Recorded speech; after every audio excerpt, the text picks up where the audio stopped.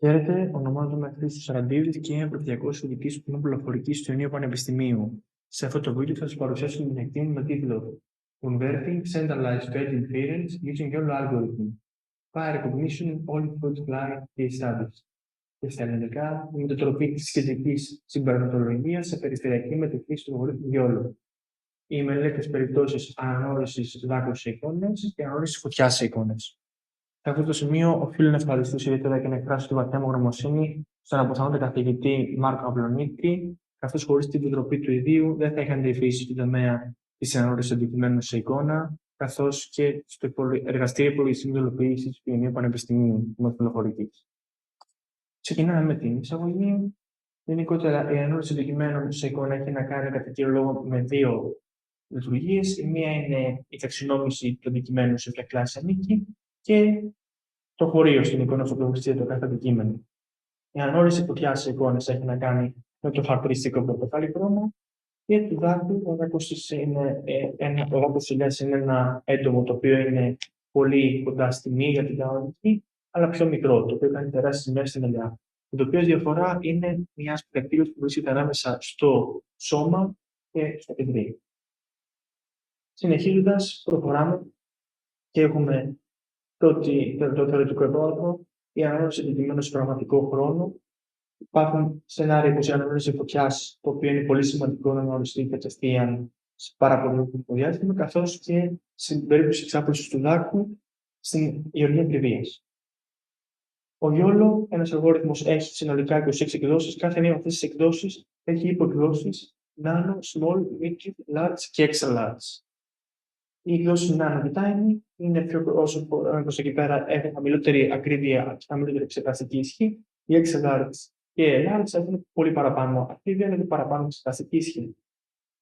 Συνεχίζοντας, έχουμε τα αρνητικά. Ο YOLO είναι πάρα πολύ γρήγορος. Εξετάζεται την εικόνα κατευθείαν, και άλλο το εικόνα κατευθείαν και μαθαίνει είναι και λίγο αντικειμένο. Όμως, δυσκολεύεται να εντοπίσει συγκεκριμένα μικρά αντικείμενα και έχει προκαθορισμένη εικόνα για το τι είναι κάθε αντικείμενο.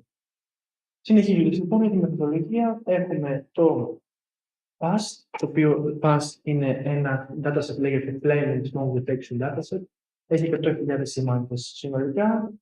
Έχουμε 3 υποset, FAST, CV, UAV και RS, και μέσα από αυτά συνολικά πήραμε 2.223 εικόνες από κάθε ένα από αυτά, προκειμένου να υπάρχει τομή στο σύνολο. Βλέπουμε μια εικόνα του ground, μια του UAV και μια του satellite.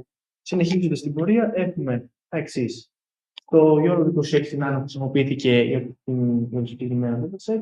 Το UAV, το CV είχαν και fire και smoke labels, αλλά τώρα είχε μόνο fire, οπότε αναγκαστικά για να υπάρχει η τομή του 30 χρησιμοποιήθηκε το fire στα 3 συνολικά subsets.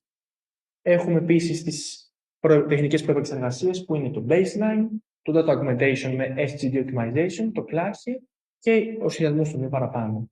Το SGD optimization είναι ουσιαστικά από μία εικόνα να δημιουργηθούν πολλές παραπάνω στο ίδιο dataset, δηλαδή μία να γυρίσει προς τα δεξιά ή προς τα αριστερά περιστροφή, να γίνει περισσοφημερικών μοιρών, όπως και διάφορα άλλοι τρόποι προκειμένου να αυξήσουμε τα δεδομένα μας. Το classy είναι το contrast image adjusted για το gramma equalization. Δηλαδή, εξισορρόπηση του γράμματος, αλλά έχει να κάνει με πορεία της εικόνας. Συνεχίζοντας λοιπόν στην πορεία, έχουμε μία εικόνα εδώ, corresponding baseline και το document. Βλέπουμε ότι από αριστερά, στο δεξιά υπάρχει μια αύξηση ή μείωση αναλόγως των περιπτώσεων, αν υπάρχει overfitting ή underfitting. Και έχουμε μετά παρακάτω το live και το classic augment, σε αυτή την περίπτωση. Συνεχίζοντας λοιπόν, στον δάκο, συνολικά το DERT χρησιμοποιήθηκε για training, έχει 678 εικόνες για train, 85 για validation και 85 για testing. Και 766 εικόνες χρησιμοποιήθηκαν για το inference από τις παγίδες που χρησιμοποιήσει στο πεδίο. Εδώ είναι μια εικόνα που βλέπετε αυτή τη στιγμή στο πεδίο ολόκληρη και εδώ είναι τα τρατημόρια της. Βλέπουμε ότι από τα αριστερά, πάνω αριστερά δάκρυος, από το 0,36 πήγε σε 0,93. Πλέον στα δεξιά, από 0,91 πήγε σε 0,94. Αξίζει να αναφέρουμε ότι κάποιοι μπορεί να κατέβουν. Ας πούμε, παράδειγμα, το 0,80 το οποίο βλέπετε εδώ σε αυτό το σημείο γίνει 0,76. Αλλά κάποια αυξάνονται, κάποια μειώνονται.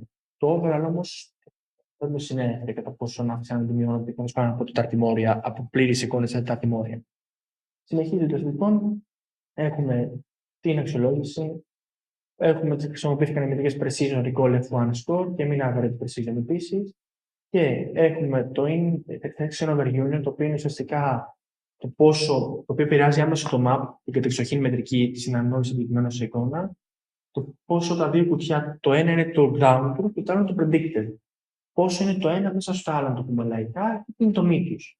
Όσο παραπάνω είναι βλέπουμε κάτω αριστερά, όσο παραπάνω είναι το ένα μέσα στο άλλο εντός εισαγωγικών, υπερκαλύπτει, υπάρχει επικάλυψη, τόσο πιο σίγουρο είναι το μοντέλο ότι έχει κάνει σωστά την πρόβλεψη. Συνεχίζοντας παρακάτω, λοιπόν, το sensitivity analysis στο στο ground dataset έδειξε ότι το 90 ήταν το καλύτερο νούμερο εποχών, συνεχίζοντας στο UAV το 150 και συνεχίζοντας στο RF Remote Sensing ήταν το 140. Συνεχίζοντας έχουμε τις performance metrics. Η συμπερασματολογία έγινε σε Raspberry 5 και Raspberry 5 Simulator Raspberry 5 Simulator και Jetson Simulator έγινε για το Pirate Recognition και το Raspberry Pi 5 έγινε για το DACO. Το wall time είναι πόσο χρόνο χρειάστηκε για να καθαρά και μόνο για να βγάλει το μοντέλο πόσα τα κουτιά στην εικόνα πάνω και πόσοι δάκοι υπάρχουν, τα FPS, η κύκλη CPU και RAM. Και στο Raspberry αντίον Nano, σε αυτή την περίπτωση, ας πούμε. Λοιπόν, συνεχίζοντας εδώ είναι οι μετρικές. Οι καλύτερες μετρικές ήταν στο baseline και συνεχίζοντας έχουμε μετά ένα score ουσιαστικά μεταξύ του Raspberry και του Jetson στις περιπτώσεις μεταξύ CPU, RAM, όλα αυτά κτλ. Συνεχίζοντας, 12-1 κερδίζει το Jetson γενικότερα. Στο κομμάτι του RAM, στο κομμάτι του UAV επίσης συνεχίζουμε. Το Jetson πάλι κερδίζει, για να μην σας κουράσω με λεπτομέρειες σε αυτή την περίπτωση. Το winner του Jetson και στο Satellite Imagery επίσης είναι το Jetson πάλι σε αυτό το σημείο γενικά. Κερδίζει πάλι το Jetson σε αυτή την περίπτωση. Το Jetson Nano είναι της NVIDIA ο κατεξοχήν μικροϋπολογιστής ανόρρησης αντικειμένων σε πραγματικό χρόνο και video recognition. Συγγνώμη, πήγα πάρα πολύ μπροστά. Λοιπόν, στον δάκο σε εικόνες, ξεκινάμε πάλι και μέτραμε τα quadrants vs full images και εκεί σε αυτό το σημείο, σε αυτή την περίπτωση, έχουμε το ότι οι υψηλότερες μετρικές σε εκείνο το σημείο recall, F1 και map ήταν στο quadrants, ενώ στο full metrics ήταν το precision. Μετά συνεχίζουμε με ένα score μεταξύ χρόνου, μεταξύ μνήμης, μεταξύ CPU usage και θερμοκρασίας. Οφείλουμε σε αυτό το σημείο να πούμε ότι η θερμοκρασία κάποια στιγμή, λόγω του ότι τα πειράματα πήραν πολύ στο μέλλον να τρέξουν, χρειάστηκε να λειτουργήσει το air condition στο εργαστηριακό περιβάλλον στο οποίο γίνανε τα πειράματα. Οπότε αυτό ήταν λίγο πρόβλημα σε αυτή την περίπτωση. Αλλά για αυτό το λόγο, σε αυτή την περίπτωση από το προηγούμενο που ήταν 2-2, πήγαμε στο 3-3. Συνεχίζοντας λοιπόν, εν τέλει, νικητής είναι τα quadrants με τη μία τεχνική που είναι η λογολογική και η άλλη είναι τα quadrants. Στην πορεία έχουμε τους περιορισμούς που υπήρχαν σε κάθε περίπτωση, εδώ μπορείτε να τους δείτε, καθώς και στο δάκο, στο μία φορές στο και στην άλλη περίπτωση στο δάκο. Εδώ παρακάτω επίσης μπορείτε να δείτε συμπεράσματα τα οποία έδειξαν από την έρευνα και στις δύο περιπτώσεις, καθώς και το feature work, γενικά σε αυτή την περίπτωση. Σας ευχαριστώ πάρα πολύ την προσοχή σας. Οφείλω να πω ότι είναι μια πάρα πολύ ωραία διαδικασία το να γίνει πτυχιακή αυτή, καθώς και το να τρέξω τα πειράματα και να πάρω αποτελέσματα. Μου άρεσε πάρα πολύ. Με παρακίνησε, καθώς φάνηκε έτσι πάρα πολύ. Προσφέρω στον κόσμο γενικά και τώρα και βοηθάω και μπορώ να βοηθήσω με το λιθαράκι μου και εγώ. Και είναι κάτι πάρα πολύ ενδιαφέρον. Και οποιοδήποτε που κάνει πτυχιακή να βρει κάτι που να του αρέσει και να τον παρακίνει να ασχοληθεί με αυτό. Εγώ προσωπικά, μέσα στο εργαστήριο, μου δόθηκε αυτή η δυνατότητα. Ευχαριστώ όλους τους συντελεστές που βοήθησαν σε αυτό.